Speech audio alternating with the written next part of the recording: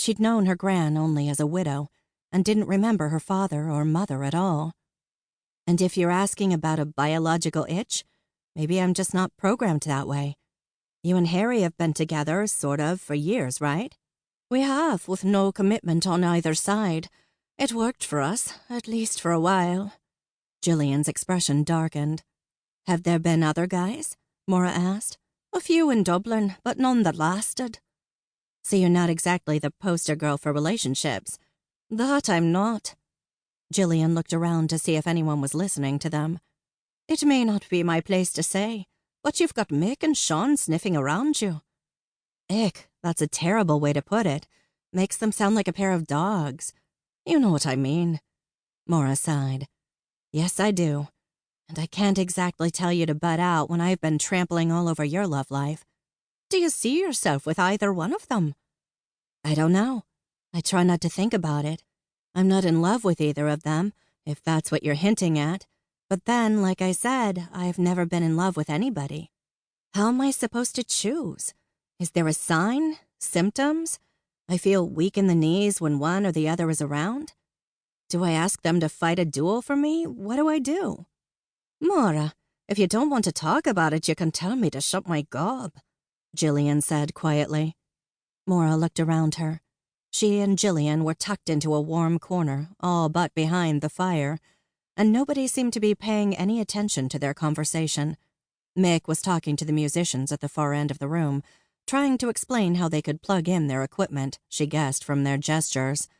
No reason not to talk to Gillian now, even though it made her uncomfortable. I'm sorry. I haven't had a lot of women friends in my life, and I'm lousy at this sharing stuff.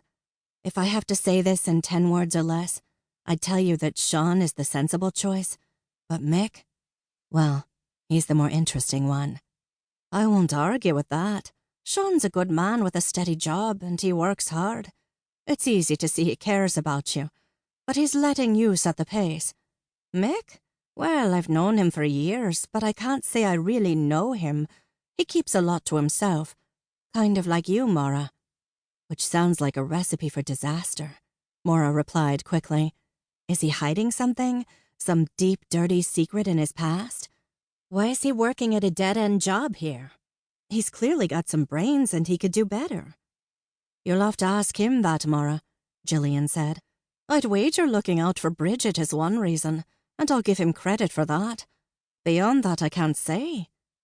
You aren't going to tell me to follow my heart, are you? Maura asked her, suspicious. Because that's been pretty quiet lately.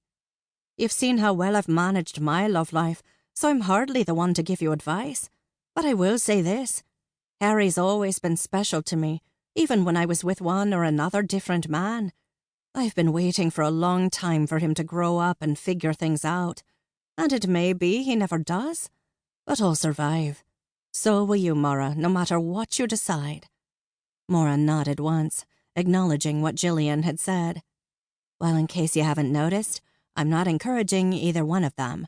I want to sort out my own life before I get tied up with someone else. I may not even stay here in Ireland forever. I haven't made up my mind. I'm hoping you'll stay, even if that's selfish of me. As for the other, Maura, you're young yet. These things have a way of sneaking up on you while you're not looking. Maura bristled in spite of herself. Don't you go all smug on me and nod and think I'll wake up one morning and know what my heart wants. That's your baby hormones talking. What do they call it, nesting instinct? Now you want everybody to nest. Maybe, Gillian said, smiling. There are worse fates, Maura Donovan. Billy opened his eyes and said quietly, Maura, would you care to invite your guest to join us here where it's warmer? He nodded toward Diane, huddled alone at a table at the opposite end of the room. Maura felt a pang of guilt. Diane did look kind of miserable.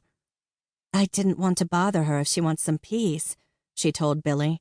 I asked if she wanted soup and she said no. If you leave her there, it'll be pneumonia she ends up with, Billy said. The window on that side could do with a bit of patching. The draught is wicked. Since Maura seldom had time to sit in her own pub, that hadn't occurred to her. Thanks, Billy.